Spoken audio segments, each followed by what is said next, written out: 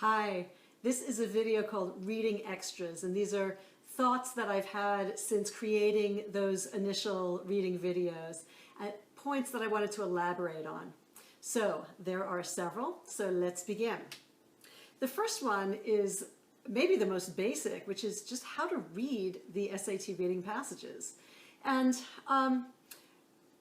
basically, pacing is really important. And I will say, as a general rule, an SAT article should probably not take more than 4 minutes to read, 3 to 4 minutes or so. Some will go more quickly, some maybe will be a little bit longer, but that is a good general guideline. And the main point with reading is, just like in an SAT reading question, you don't want to get mired down in one answer. You don't want to get mired down in the reading either. You want to keep a steady pace. So let's say you're in a passage and you don't understand something. Oh well, you don't understand it. Don't go back and read it and reread it and reread it. You're wasting time, and you don't even know if there's going to be a question on that particular section. So don't sweat what you don't know. You may remember that from earlier. Just go with what you know. Now, let's say you're on a difficult passage that was written in the 1700s, and there's lots of stuff you don't know. You start reading and you say, I'm scared. Well, here's a suggestion. You could start by, instead of reading the entire passage, just read a paragraph at a time, or maybe even half a paragraph if the paragraph is long. Read it and annotate or make a short note in the margin about anything that you understand. And if you don't understand anything, just move on. Keep reading until you do have something to make a note about. Okay? You focus on what you know, and you don't worry about what you don't know, because there's nothing you can do about it, right? And you might know half a sentence. You might understand this half, but you have no idea what the second half says. Well, make a note about that first half, because that first half might be just enough to get an answer right. All right. Now, so that's annotation to help you through a difficult one. But there's another strategy that you can use. I don't recommend this necessarily to everybody. But let's say you're further along in the process. You've taken now several practice exams, full-length practice exams, and you see that there's always one kind of passage in the reading that's difficult for you. You stress out about it, and you always get most of the answers wrong. Well, you could decide to skip over that passage and just answer all the questions that are easier. That's okay to do, one, if you know that this is a pattern for you. And two, really important, that you make sure that you do not miss bubble. If you're skipping questions 21 to 30, you have to not start question 31 and start bubbling in at 21, because your whole test is going to be messed up. Okay, so that's hugely important. And if you feel like you might mess that up, then don't do the strategy. It's absolutely not worth it. Okay, now, questions that I get from students. One of them is, can I just go right to the questions? Or do I have to read first? And I always tell them, yes, you must read first. One, if you're keeping a steady pace, then you're only taking 3 to 4 minutes to read. It's not really a lot of time. And then you're not going into the questions blind. And that's important. You want to go with at least some general understanding of what you just read. So absolutely, you want to read first and then answer the questions. Now, there is an exception to this rule.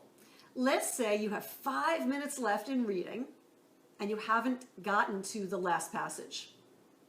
Well, if you read that, you're not going to have any time to answer questions. So skip the reading and go right to the questions. The questions that you're going to look at are the questions that have line numbers in them, so you know exactly where to go. Okay, so that would be the only exception to the rule. Otherwise, you read first, then answer the questions. Now, here's another question that I get a lot, which is, do I need to look at all of the answers if I see the right answer? Oh boy, this is a loaded one. The answer is absolutely. You always, always look at all of the answers. And here's why. Let's say you read the question, you look at answer A, and you say, yes, answer A is great, I love it. And then you circle it, you bubble it in, and you move on. Well, what if answer C was actually right, and you didn't notice that there was one word in A that just doesn't fit, it was just outright wrong, but you fell for it because it was a sucker, so it was nicely worded, so it seemed very appealing.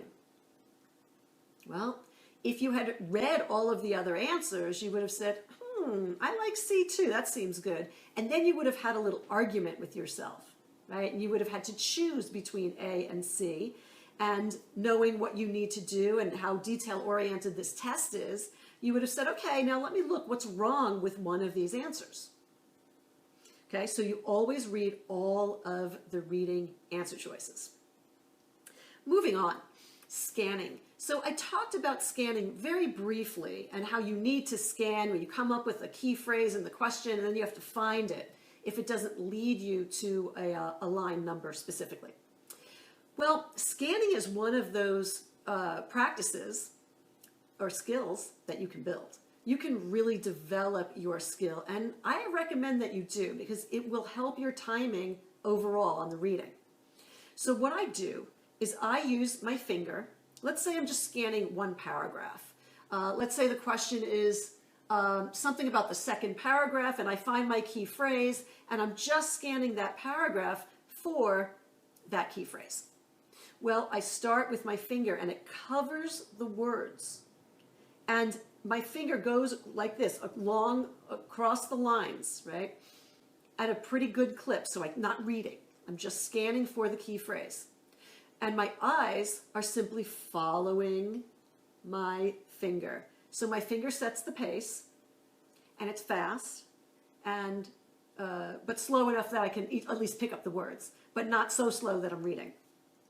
And that's what I do. Now, if I have to scan the entire passage, which I probably will multiple times on the test, right? You can't read line by line. It's just going to take you too long. So then you want to scan diagonally, like in a diagonal motion. It'll get you through the lines more quickly. Okay?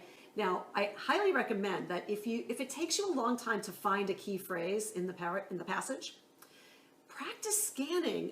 You can scan anything. In fact, you can go back to test 1 and just look over all the questions that we did, or even other questions, and start to scan for the answers. Okay, the next point I want to make is about difficult words on the test. And I mean vocabulary words like in the answers. So say it's a most nearly means question, and there's a word that you don't know. Let's say D, you don't know.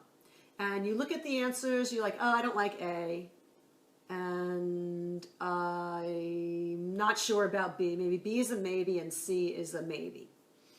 Well, then you would go back and you would plug in B and C, the two maybes, into the sentence and see which one you like better. So let's say you like C better than B. You cross off B. Now A and B are gone. C is a maybe, and D, you don't know. So you would go back in, you would plug in C, and then you'd say, does that work for me? Do I like it? If you like it, you pick it. If you don't like it, you don't pick it. You pick the word you don't know. Now this may sound obvious, but many, many students are so averse to picking a word that they don't know that they'll just pick a word they know is wrong, which is crazy. It's a terrible strategy for the SAT, but this is what people do. It's just psychologically scary to pick a word that you don't know, but I'm telling you, when you're assessing words, assess them on their own merit, not compared to what's left. If you don't like C, you cross out C, you pick D, it's the word you don't know, and you'll be right. Okay, now let's talk about timing. I've spoken about timing quite a lot, but this is a slightly different angle on timing. The only time I think a student actually has a real timing problem is when they're already answering everything correctly, and the only ones they're getting wrong are the ones they don't have time for at the end. Now you have a timing problem. If you're still getting questions wrong, then you have a strategy problem, right? You don't go to timing and don't start speeding up to get to the questions that you haven't gotten to. That's not timing. Because if you work on your strategy, you'll get all of the earlier questions right, or most of them right, and your score will probably be completely sufficient. You'll probably be extremely happy with your score, and you can still not answer all the questions. So strategy is queen here. Always go for strategy over going more quickly to finish, right? Because if you're going quickly, you're probably not going to get them right anyway. There are probably lots of details that you're missing. Okay, the last tiny little point I want to make is that, you know, there's a sucker answer, those psychologically appealing answers that the test makers create. I just wanted to say that they often put them right up at the top in A. Now, I don't want you to misunderstand what I'm saying. I don't want you to think I'm saying never pick A because it's always a sucker answer. Of course I'm not saying that. But I am saying watch out for the sucker answers, those answers that seem right, but there's really just one word or two words that are off, that make it wrong. Okay? And especially if you start to notice them, you'll see that a lot of them are up in answer choice A. Okay, just a hot tip. All right, that's what I have for reading extras. It's been fun. I'll see you in the last video and final advice.